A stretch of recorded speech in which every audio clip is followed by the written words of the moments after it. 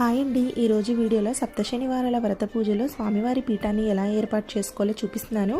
వీడియోని స్కిప్ చేయకుండా చూడండి. ముందుగా స్వామివారిని మనం ఏ ప్లేస్లో అయితే పెట్టాలనుకుంటున్నామో ఆ ప్లేస్ అంతా కూడా నీట్గా శుభ్రంగా చేసుకోండి. ఆ తర్వాత పసుపుతో అలికేసేసిన తర్వాత బియ్యం పిండితో పద్మ ముగ్గు వేసుకోండి. మధ్యలో కొంచెం పసుపు కుంకుమ కూడా వేసుకోండి.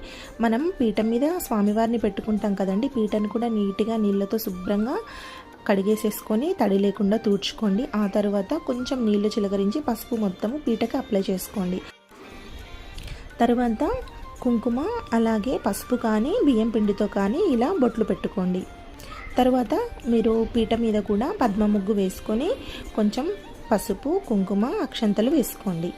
ఆ తర్వాత మీరు ఎల్లో కలర్ క్లాత్ అయితే ఎల్లో కలర్ క్లాత్ తీసుకోవచ్చు, మీకు నచ్చిన కలర్ క్లాత్ తీసుకోండి. నేనైతే ఇక్కడ గ్రీన్ తీసుకున్నాను.